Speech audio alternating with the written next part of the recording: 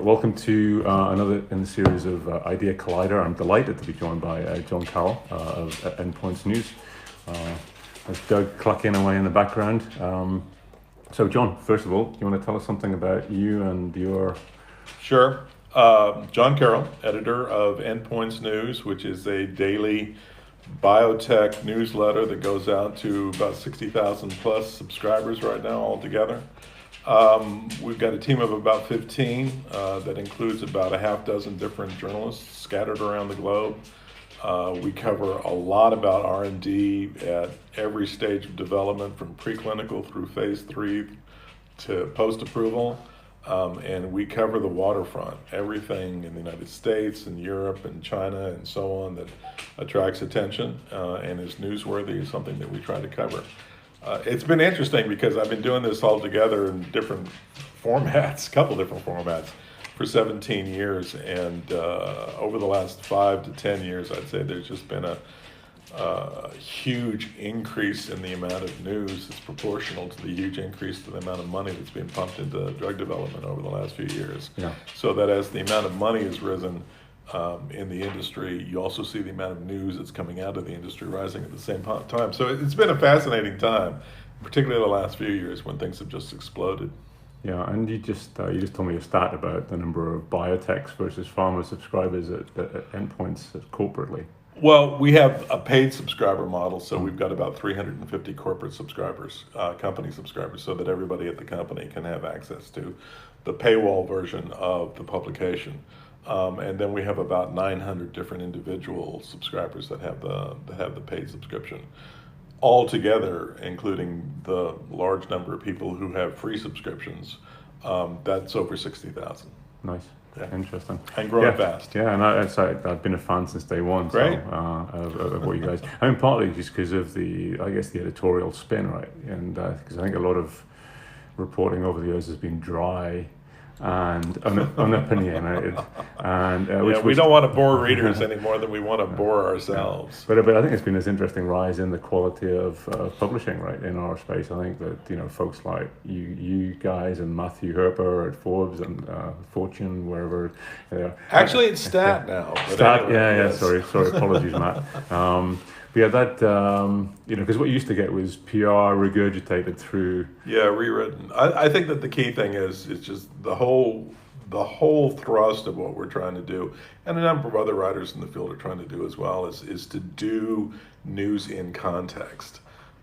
Nothing happens in isolation in this industry. Nothing is just like snap, or a few things are, but most everything happens within the context of research and development trends that have been playing out for years and years and years. So usually, practically every bit of news has to be put into context of what's gone on for the years before, relative to the drug, relative to the disease, relative to the industry. So Yeah. there's a lot of things to consider. So the more experience you have, I think, makes a huge amount of difference in terms of what you can tell people. Yeah, and some folks will be listening to this only on audio. So just to give them a hint, how long have you been around the industry? Well, I've been covering biotech and R&D for 17 years. 17 years, and Yeah. before that. Oh, the whole thing. Well, I've been a journalist for more than 40 years. Yeah. So I started off at the Kansas City Star and Times in 1978. Okay. So in those 17 years, what's been the biggest thing that you've seen shift in our industry? Well, there have been a lot of shifts in one fashion or another. I think the key thing that what you're seeing right now is just this huge amount of investment money that's been coming into the field from every different angle. I mean, there's been this big rise of public companies, IPOs, dozens of IPOs every year. So you've got billions of dollars of IPO money coming in. You've got billions of dollars in terms of follow-on raises that have been coming in. The venture groups that have been well established in the field have been pumping in billions more into startups. And there have been a variety of different things that have been going on, so that now you see these biotech companies that are coming on that are kind of unicorns from the very start. They're bred to be unicorns. They're bred to have these big pipelines and big ideas, and that's been really interesting to see play out. This week, you're going to see two different biotech unicorns going public. You're going to see BioNTech out of Germany with messenger RNA technology, and you're going to see Vir out of California, which is George Scango's new biotech company in infectious diseases. And both of those companies, in different ways, have been structured and styled and trained as unicorns. So it's interesting to see these pre-money companies that are coming in right now and able to command those kind of market valuations. It's really it's quite extraordinary. So apologies for the tangent, but what are the kind of three things that you do to style a unicorn? What's that? Well, I mean, the primary thing is it's valued at over $1 billion. Without having made a dime. Yeah. So how do you get to that? How do you get to that? Well, you get a great team of people together that have reputations like George Scango's and things like that. You get a tremendous amount of money from groups like Arch and so on that are and Flagship, and that's another group that likes to put a lot of money behind some big startups and things like that. And so you raise the team, you get some really great science together, what you would like to be really great science, what you hope is, and you put that together into a pipeline, and you grow that up as fast as you can. In the case of Vir, I mean, this is a company that was created 3 years ago, so they also in-licensed a tremendous amount of technology to get to where they are right now. Interesting. Yeah. Okay. So this series is about innovation, so I'm going to sort of focus you down on the big topic. Well, big and hopefully not too vague and grey. So I mean, the first thing would be, how do you know it when you see it, and how do you define innovation? So it's kind of like porn, right? You know it when you see it, according to the Supreme Court definition of that. So what I describe as innovation, there's a lot of different types of innovation that's going on right now in the industry.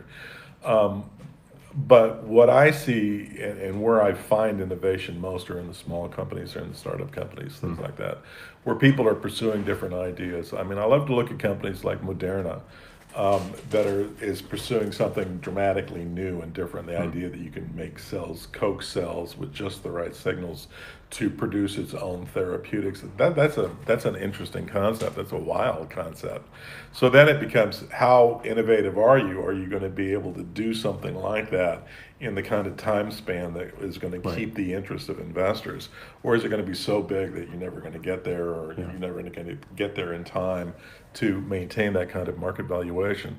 So that's one of the things I looked at in terms of innovation. It's not just whether or not you're going to get there, but you also have to get there within a certain timeline in order to maintain enthusiasm for what it is that you're trying to do. I think that a lot of the different pharma companies have repeatedly gone through different generations of leadership where they try to maintain or achieve some sort of innovation within the organizations. Primarily what I've seen in the larger organizations is that they're not really very good at innovation. And what they are very good at is late stage work. And that's typically where I tend to look for new drugs that are going to make an impact on disease. You find those often do still migrate to the big pharma companies. So the bit where you said, large companies are typically not very good at innovation. They're terrible. I mean, the innovation, I've seen you see so much innovation go into the big companies and it just goes there to die. So what would be your kind of hypotheses around why that would be? Well, I think in any large bureaucracy, it's very hard to maintain any kind of forward drive in terms of trying to do something new and different. And things get lost in terms of, they get lost in these teams, they get lost in the urge to continue a project at any cost. And I think a reluctance overall to kill things out. So as a result, I think what you've seen over the last few years are some of the larger organizations like AstraZeneca, like GlaxoSmithKline in the UK, both trying to more narrowly define what their pipeline is, try to focus more on what they believe is truly innovative within their core areas of expertise, and trying to do something with that. and being a lot more focused. It's interesting watching everything Pascal Sorio's done when he came into AstraZeneca, and there was this initial surge of new technology and licensing deals and going out there and doing some big splashy things. And really what it's got down to is being able to focus in on a few different drugs. That's made a big difference to them in terms of Lynparza and Tagrisso and so on. So those are the things that I look at in terms of how a big pharma company can make things work. But there's a tremendous lack of innovation in the larger organizations. It just hasn't happened. It's marked a lot of ways. So over the years, have you seen some companies stand out because they've got individuals in charge, or they just got a different system, or is it just luck? Well, I mean it's a really interesting question. I don't think luck has a lot to do with it. I do think that it gets down to the individuals within the system. One of the most interesting projects. I love races, right? I mean, when you have a race, that's where you also tend to find the most innovation, where you have a company racing another company or several other companies trying to achieve the same thing. So right now that's playing out in crass, right? I mean, everybody's focused, well, not everybody. There's a group of companies that are focused. Amgen's taking the lead now. And Mirati and these other organizations are chasing them, and there's a lot of room to do things better now. So you see there's a tremendous amount of attention on some very early stage results because you can do things faster in cancer now than you could before, and development. So I love to see that kind of race because that focuses a lot of attention. These companies have to perform. Or fail, and they don't want to fail. So who gets in charge of those programs, how they drive those programs has a lot to do with whether they're able to do something definite and new. I was amazed to see Novartis come out ahead of Kite just a little bit in terms of the first approval on CAR-T. But I mean, Kite, acquired by Gilead, then becomes the lead organization because they had worked out their manufacturing, which is the one area you'd think that Novartis would have the advantage on. Makes no sense at all. But it's been fascinating to see how that all plays out. It's going to be an interesting time, I think, to watch the evolution of, commercial models in that space as much as anything else. The whole technology. The other thing about innovation is, what I love about it is that usually the first generation's pretty crude, right? So this allows everybody else to come in behind it for the second generation. So now you see the Kite executives go over and they start a company with Pfizer's help called Allogene, and now they're going to do off-the-shelf CAR-T. And their plan is to do it within 8 years, just like they did it at Kite. This is a very driven organization, probably one of the best in terms of team building that I've ever seen. And they break it down into all the key areas that they need to get in front of. They need to get in front of the development process. They need to get in front of the regulatory process. They need to get in front of the manufacturing process and do that all simultaneously as they're taking this through the clinic. And those organizations I find fascinating. So what'll be interesting to see is, what happens if they get through this. There are a variety of different companies all trying to do off-the-shelf CAR-T, all trying to use their own technologies, whether it's zinc fingers or talons or some of the other different technologies that are out there. Gene editing is the same way. So you see all these different things that are going on right now, and I think that where you have that contest going on is where you find the greatest innovation. That's interesting, because actually that idea of the race or simultaneous or close launches, right? We talked just before about Opdivo versus Keytruda at launch. This was two companies in a race of sorts. It was a race, all right. I covered that for several years, and it was fascinating. The next step, though, is that everybody packed into PD-1, PD-L1. Right. Everybody wants their own PD-1, L1. Novartis and Amgen and so on, they're just developing their own PD-1s, L1s because they want to control it. They want to be able to control the combinations that come out of it. Not because they think they can do any better than what's out there, but they can do just as well. And I think that what we're going to see soon about that is just so much commoditization come out of it. In cancer, there's so much concentration of cash and research money and talent going into cancer right now.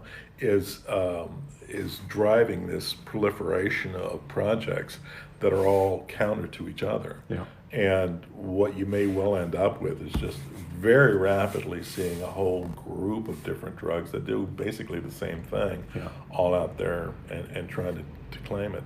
So then being first in class and best in class is everything. It's Lynparza and PARP and things like that where you've seen that they got out several years in advance of the competition. And it has crushed the follow-ons that have come. But if you come at the same time, you do have a shot at doing what Merck did with Keytruda, which is leapfrog. Leapfrog Opdivo, which had a worse development program post-approval. Exactly. And I think that is one of those things that I find most interesting about this, which is still it's a largely human decision-making situation. Yeah. It's entirely human. If you had a self-evidently better molecule, that'd be one thing. But actually, our industry is mostly about the humans. Oh, it's mostly about the humans. Absolutely. I mean, it's the individuals and team building and how you put things together, and how much how you empower those people to go ahead and do what they believe needs to be done, whether they're backed or not. So I think it always gets down to people and the talent of the people that are engaged in that. And you've seen and spoken to a lot of those kind of senior folks. You know, you've got tomorrow you're interviewing Hal Barron on stage, and you've got other companies that believe in the diversity. So he's a focus guy. Would that be right? Oh yeah, he's a focus guy. So that what they wanted to do was to get bigger into cancer. I think that a lot of people kind of, ever since they did the big Novartis swap, figured that they weren't really in oncology, but they maintained an early stage group that had a lot of different things going on with adaptamine and so on. So the idea what he wanted to do was to shift more towards oncology and shift resources within the organizations to support that, which means less for respiratory. But also stay more focused in on a little more limited number of programs to see what they could do. It really does get down, I mean, for the bigger companies, it really gets down to the cash cows, the big programs, the big drugs that make the big difference. If they come out, they have a series of different approvals for $200, $300, $400 million drugs, it doesn't make that much difference for the organization. Yeah. So you got that essential problem of pre-planning, right? So we on Twitter we talked about how much Merck knew about Keytruda this time 10 years ago, which was not very much, right? Very much. So if you're building your organization on planning those kind of blockbusters. Well, I don't know how I mean, that was one of these situations where they made the famous call, do we still have it? Or have we got rid of it? Right. So they didn't focus on it until they focused on tremendous amount of attention on the one thing. And now the question is whether they're too focused on the one thing and they're not focused in on some of the other areas that they need to do. You can't just do the one thing if you're that size of a company. You do need to do other things. They are threatened by the fact that there are dozens of different rival programs out there, and that could easily commoditize the whole field in a very rapid fashion. And if that happens, then what else do they have? Yeah. So within the kind of the narrow subject of innovation, do you see you clearly hear people talking about it a lot? Do you see people measuring or defining their conversations around innovation as a practice? Well, defining it as a practice, yes, I see a lot of people defining innovation. Manny Pangloss at AstraZeneca did a study of his own as it relates to what AstraZeneca found successful as a large organization to do. I don't think that you find that so much of the smaller biotech companies, because they pretty much define innovation as what they're doing. They got a lead drug, they have a pipeline behind it, and things like that are going through. So I think that in terms of their definition of innovation, it's a search for doing something dramatically new and increasingly more likely to be curative than we've seen in the past. So what you're looking at right now, I think, in terms of gene editing and gene therapy and cell therapy and so forth, is a drive towards doing something dramatically different from what you currently have out there. And if you were to contrast, I mean, our industry versus other industries, even from as an observer, do you feel that we're innovating the same way, or? Well, I don't know enough about the other industries in terms of their ability to innovate. I would suspect that in a lot of different respects, that the pharma industry is dragging behind a lot of the other industries in terms of real innovation. simply because you've got the top 15 companies that really do dominate a tremendous amount of research and development within the industry, and because they're not very good at innovation, because you see that there are a lot of problems in one fashion or another with being able to come up with something completely different, then I think that tends to be a kind of an anchor, a drag for innovation within the industry as a whole. Yeah, and Safi Pakul, the author of Loonshots, he talks about the difference between sort of P innovation, so product innovation, and S innovation, so strategy innovation, where a lot of the other industries tend to focus a lot more on how do you innovate the service, right, or the infrastructure or something else, which we haven't thought about as much. Well, no, because you're stuck with this completely dysfunctional system in the United States that dominates everybody. All R&D, wherever it takes place, whether it's Europe, China, United States, Canada, you name it, is aimed at the American market, which is where the money's at. And it's a completely dysfunctional market, and one that seemingly defies any kind of rational approach. It's completely unsustainable, but no one really knows exactly how to change it. Or when the end is coming. Or when the end is coming. But to me, at some point, there has to be some sort of rationalization about what's going on. There has to be a fix of some kind. You can't simply go about changing, who pays what, who pays. You actually have to get down to the price of what you're paying for these things. And you have to begin to work on that. You can't just defy reason and say that the market will sort itself out, because it hasn't worked that way yet. And it's an interesting thing as to whether some of the corrections will come from people launching more interesting novel approaches that are also at lower cost. Well, that could be. I mean, it would be interesting to see that happen, but you really haven't seen it happen yet. What you see so far is a continuing drive towards higher and higher costs, and a more of a niche approach where you define subpopulations of patients that are going to benefit. And I think that's where you're going to continue to see higher and higher prices for these things. Gene therapy is going to cost $2 million. Right. And I don't know, once you expand that out, how you maintain that, how you sustain that.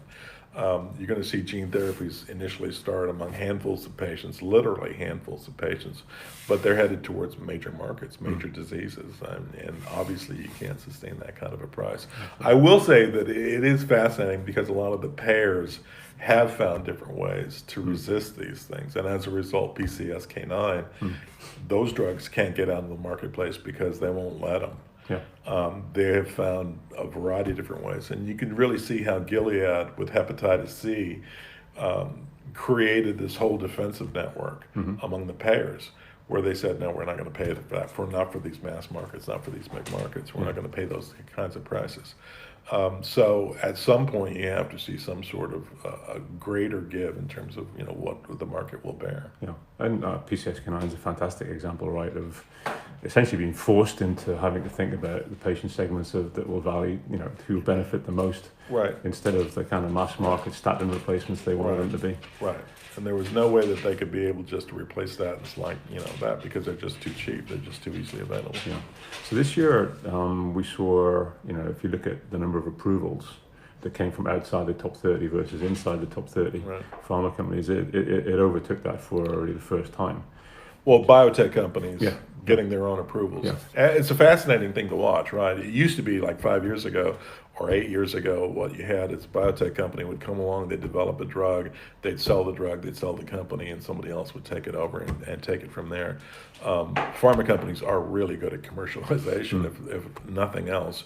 They're really great at getting large fields, large forces out into the field to sell these drugs and to maximize profitability as much as they can.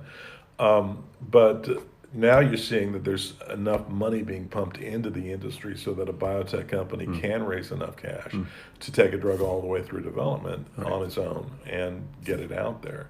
Now, to me, then there's the point, which is that they're really bad about commercialization. Most of them, many of them are really bad. So the marketplace is already jumping past late stage development results and saying, well, it'll probably get approved, but can they make any money at this thing? Can that company actually get out there and make some money with what they're trying to do? In a lot of cases, what you're seeing is that they're not really capable of doing it. Companies like Clovis come along with a number 2 or number 3 or number 4 drug in a field, and they haven't really distinguished themselves with the data, and as a result, they don't really distinguish themselves with the product on the commercial side of things. So I think that there's still a reckoning to be had among a lot of the smaller companies that have for years always just kind of said, well, it'll be fine. It's a niche market. I'll be able to get 50 to 100 different sales reps out there, and they'll do a great job of selling it. Well, that's easily said, but not easily done. Yeah, and I think it's going to be an interesting kind of crossover where you have, I mean, potentially 10 patients or 20 patients in the US that might be paying all of your revenues in the first few years. Theoretically, you could reach those people quite easily if you did enough of a niche or enough of a segmentation. Yeah, that's true. But I will say that a lot of these companies are going after much larger markets than that, and they're finding it very difficult in order to break into. So they're exiting late. I mean, look at Igniter with entrectinib to Roche for $2 billion. Right. You're seeing a lot of those, and then their values get beat up, and they can get bought out like Tesaro for basically a song compared to what they had been at the peak. Yeah, which is interesting. So this, so given your interviews with a lot of those kind of senior folks, and the turnover of senior folks, did the people who are good drug people in pharma get a long enough tenure to make a difference? Well, typically, yeah, I'd say that they do. I mean, it's an interesting question, right? Because it does take a long time to innovate and come up with something completely new. I think that and again, that's kind of a breakdown in terms of whether you're talking about biotech companies or whether you're talking about the big pharma companies and whether they have the time in order to do something. Typically, I think that they do have a big enough timeline to make their mark. But at least in big pharma and to a certain extent in biotech as well. But it's really a challenge in terms of being able to come up with something because it's not easily done, and it usually does take 8-10 years to come up with something new. Because I think with some of the folks that you've interviewed recently, so some of what they're doing is talking about changing discovery or changing early stage. That's going to take a long time to play through into anything. Well, that's right. So you have to have a multi-pronged strategy because nobody's going to in big pharma. And I've had this conversation with a variety of people. Nobody in big pharma is going to wait for the early stage stuff to come through. Nobody provides any kind of real value to the stuff in the early stage side, unless it's like cancer, where they are in a situation where they're in a phase 1-2 study, and they can vault from there into an approval situation. But so I think really what you're looking at right now is that all the big pharma R&D directors are judged by what they have in late stage development. What they focus in on is their top drugs that are reasonably close to an approval or a decision of some sort, and whether or not they can make that happen. So you had Celgene's reputation change virtually overnight. This was a company that has its cash cow. They have their drug, but they need to have a whole lot of different things out there. So they went out there, and for a number of years, under Bob Hugan, when he was CEO, they went out there and they in-licensed a tremendous amount of innovation and a lot of new drugs. But then they had the big setback with ozanimod, and they refused to file and so on, and that takes a long time to sort out. And it just seemed to change their reputation overnight from being an innovative company to being, basically a kind of the lucky one. Well, unlucky, and it's kind of snake bit in a way. But and that was interesting because I think even one of your articles you wrote about, the difference in the valuation of Celgene after this was in no way related just to that drug or what it would have brought to the organization. Yeah, I mean, it's been fascinating watching that whole thing play out. And of course, that set up the sale to Bristol Myers Squibb, which has its own problems with innovation. So then they go out and they buy another company that has problems with innovation, and hopefully the whole thing will work out to their advantage. And it may well. I mean, they have a number of late stage drugs at Celgene that could make a big difference for Bristol Myers Squibb. So we'll see if that plays out or not. They didn't necessarily overpay for it. And we'll see how the whole thing plays out. Yeah. It's a high stakes game, which is one of the things that makes it fun to watch. High stakes, and you've got a lot of people watching every bet that you place, and Yeah, every bet. Every opposing bet. views. Yeah, it's and opposing views. I think one of the things that struck me as odd is about this is just how contentious it is. There are, among the investment groups and among the companies and with each other, there's a lot of contention in terms of who's better and who's on top and who's Right. behind and things like that. A lot of very thin skins related to reputation and whether they're moving forward or whether they're falling back.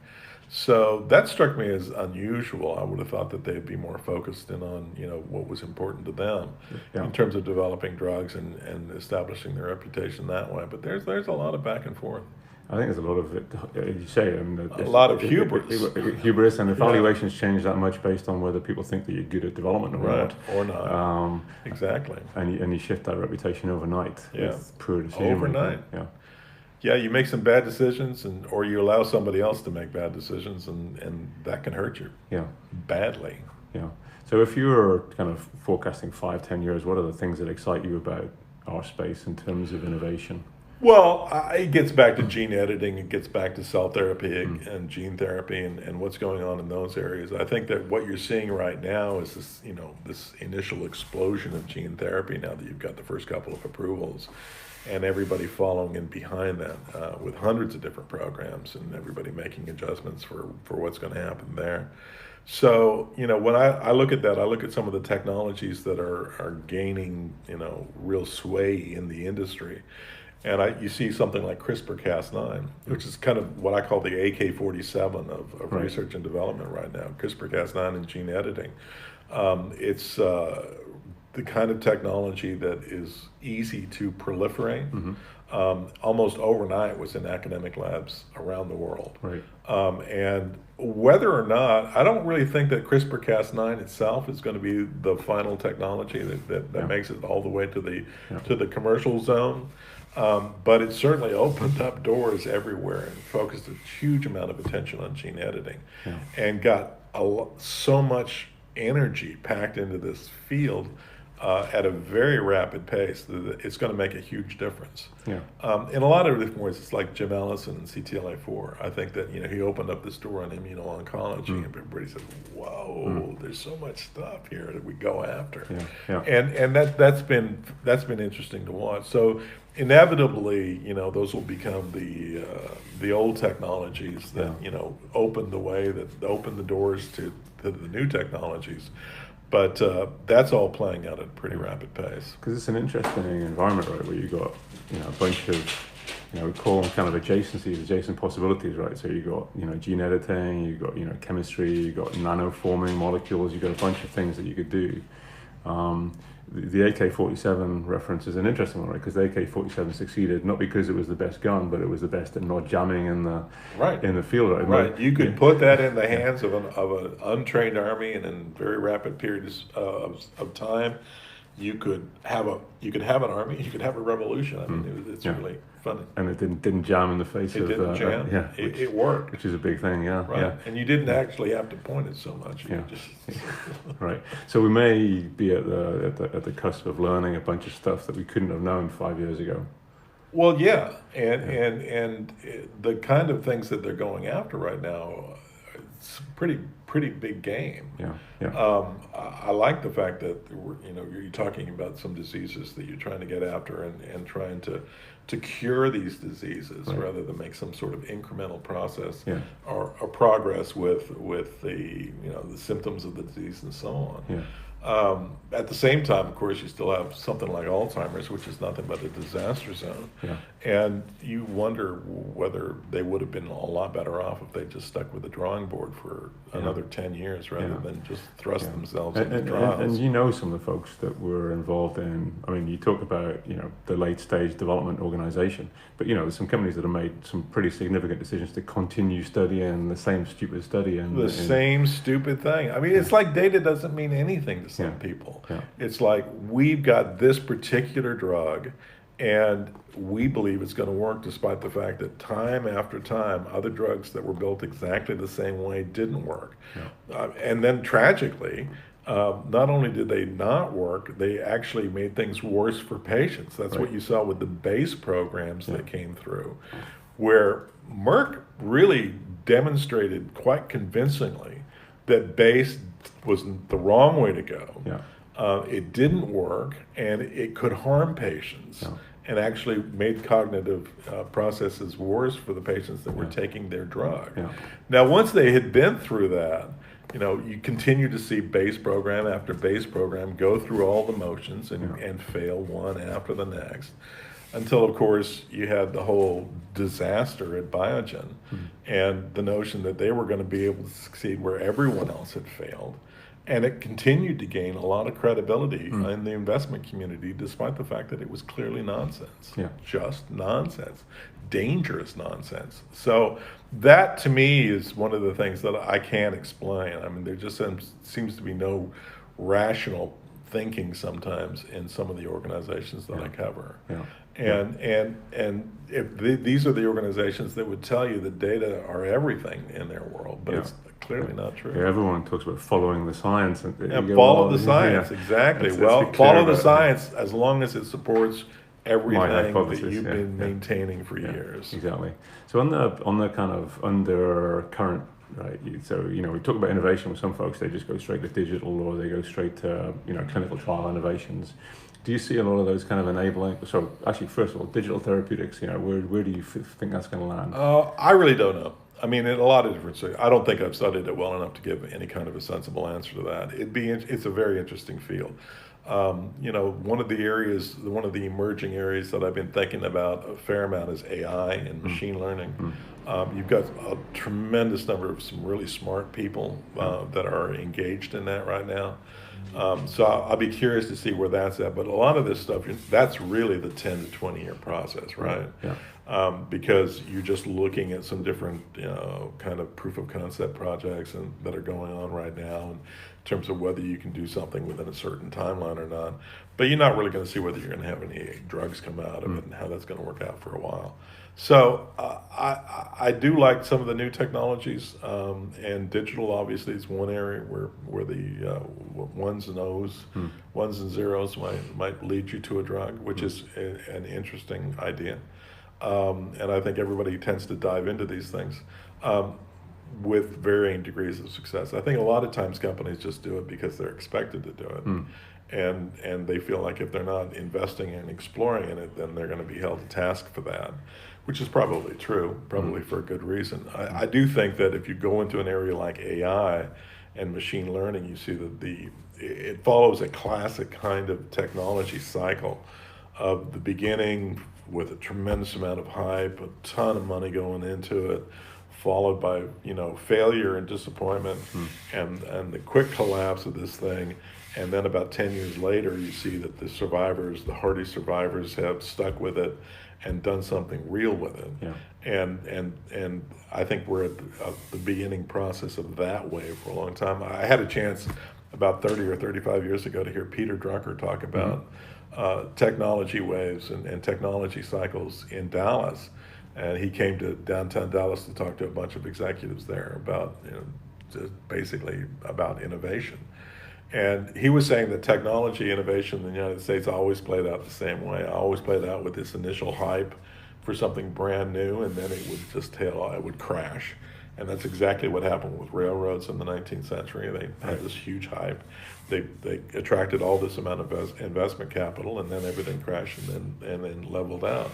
And then a decade later, you had railroads and thriving organizations, and they had to build up from nothing. Yeah. So I see that a lot in drug development as well.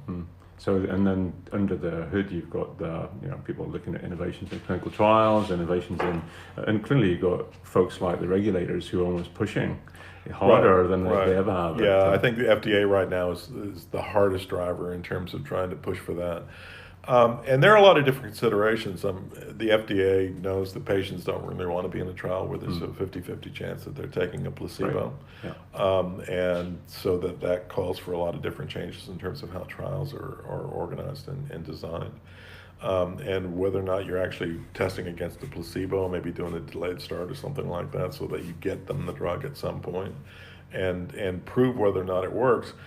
You've definitely seen a lowering of the bar in a lot of different respects, but at the same time, on a longer term basis, they still have to prove themselves. But so long as you're aiming towards a population of dying patients, you're given tremendous leeway in terms of what you're able to do.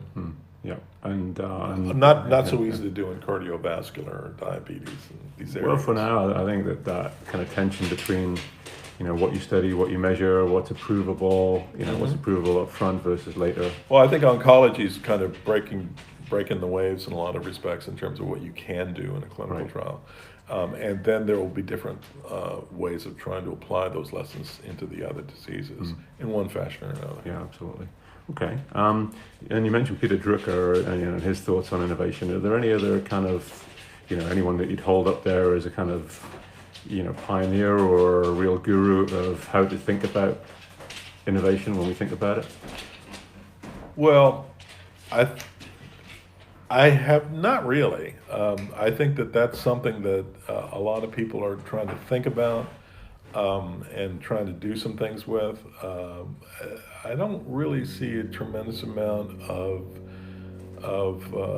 leadership in terms of what's actual innovation or not. Do you think pharma has any natural, Steve Jobs figures, or No? do you think that some people want to be that? Oh yeah, for sure. And maybe they'll get a shot at that. It'd be interesting to see that work out. But the kind of technology that Steve Jobs had access to and was able to influence, I just think is much more manageable than drugs. Drugs are hard. Creating a drug that works in the human body the way it's supposed to, and being able to prove that's not an easy task.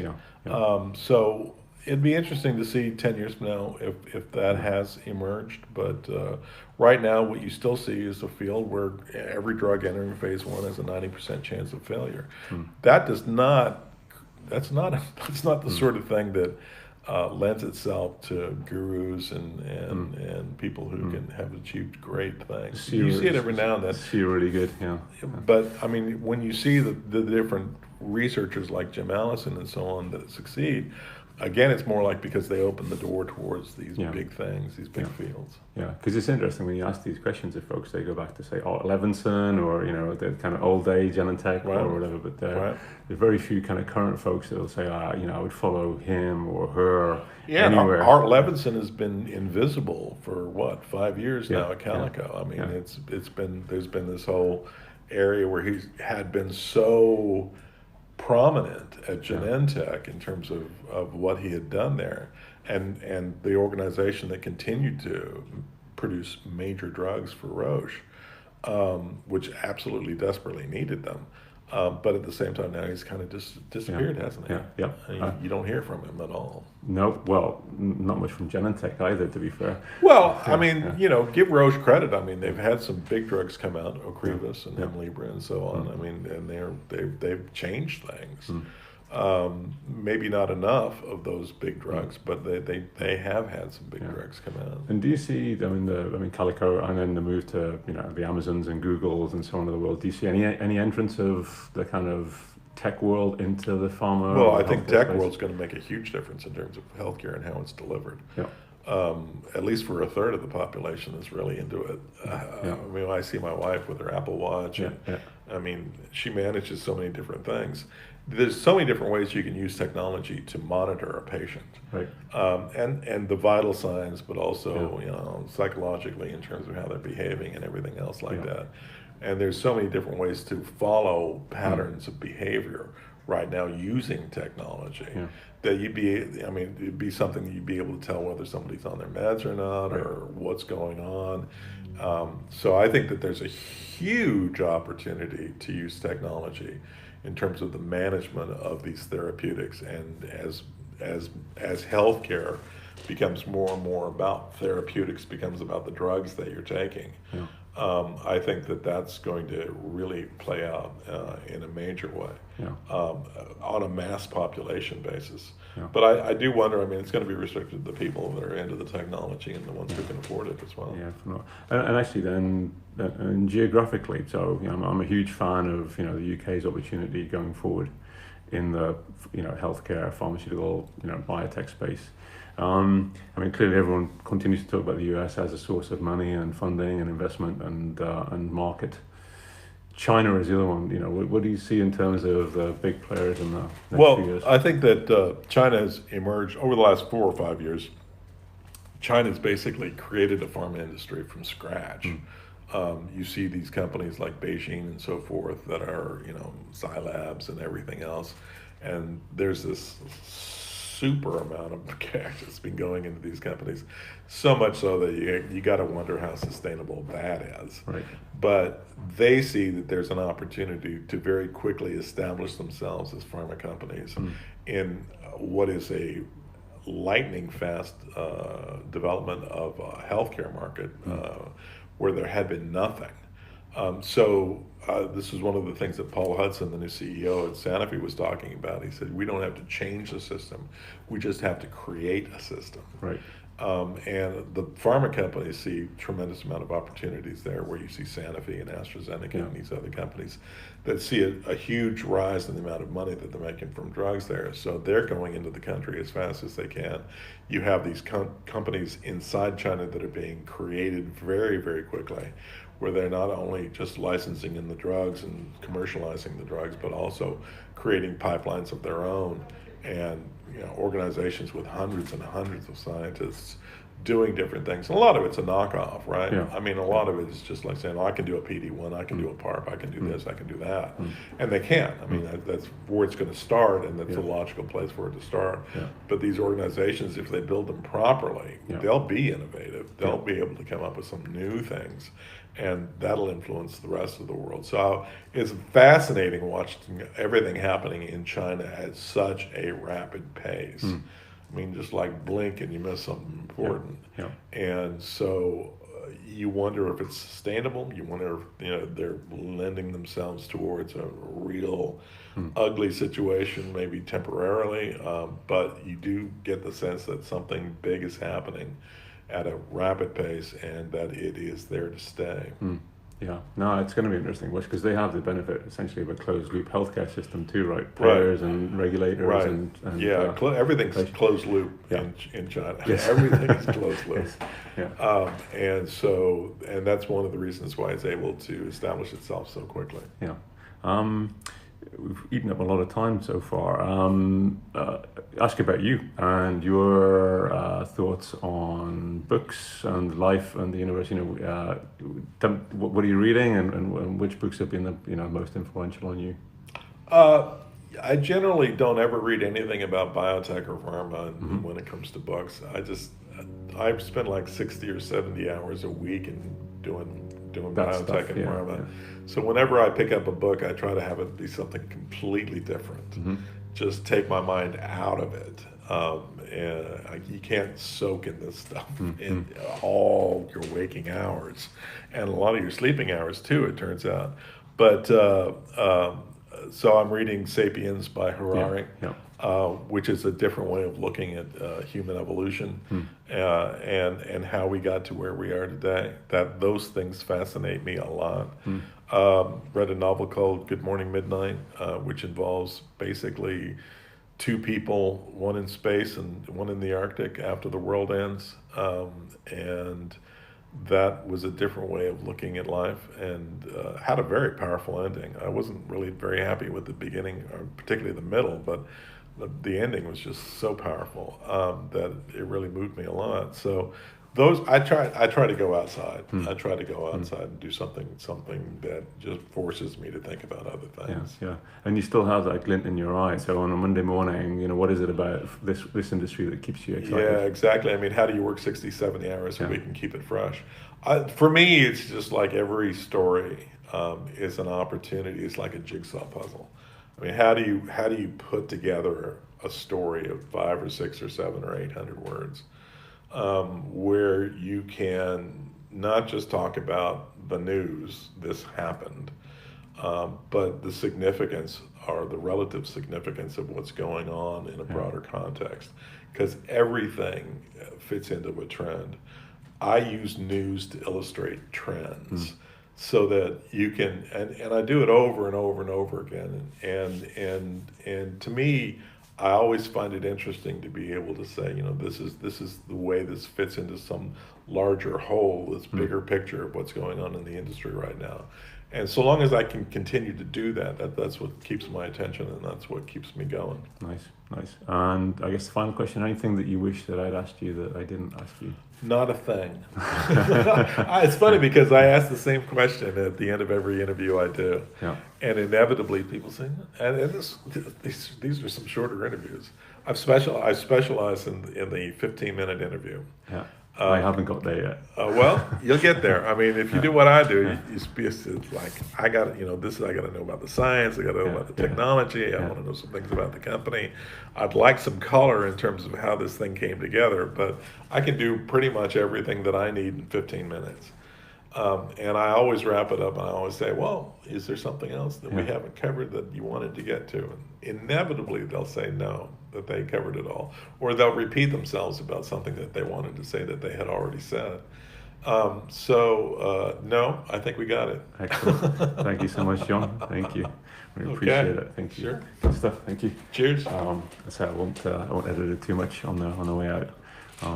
But good. Good. Pretty cool. I'm generally fascinated because we talk about this kind of given how much of it's in the decision space.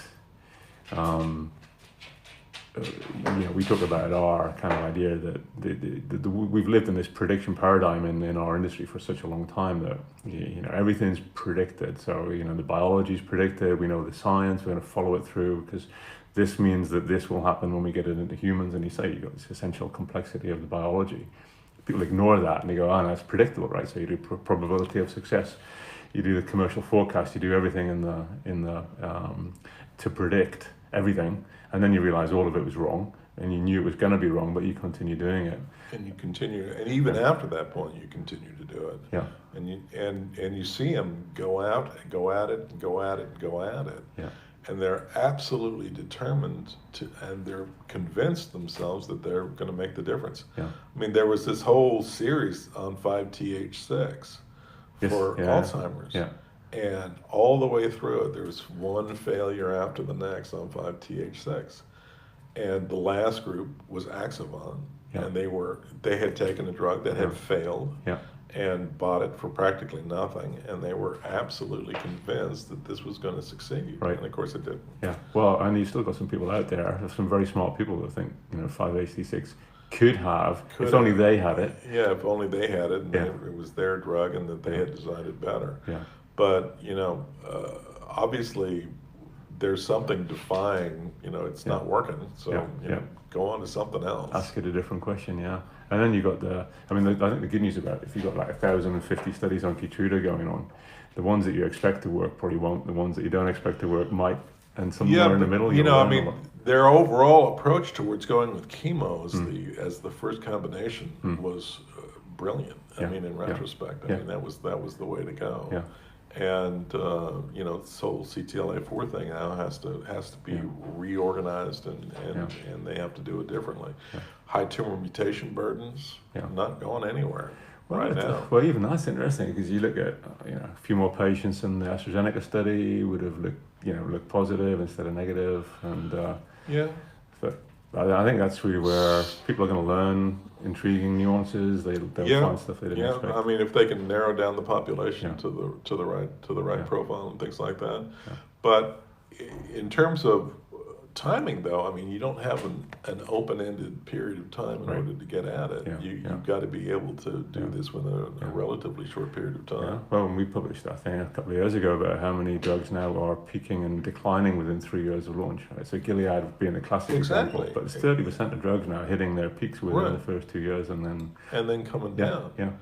So, and that's just going to happen more and more quickly as so long as you continue to have this kind of huge amount of investment capital coming in from all different sides. You're going to have that happen. Now, if things, were to change on that side, then that might change as well. Yeah. You just lower the amount of activity that's out there. But you have so many different players that now can influence things at a pretty rapid pace. Yeah, absolutely. Cool. I should Okay. I should let you get to work for your Yeah. summit. Yeah. Good man. Get going on. Thank you so I much. got to do a report today. Are you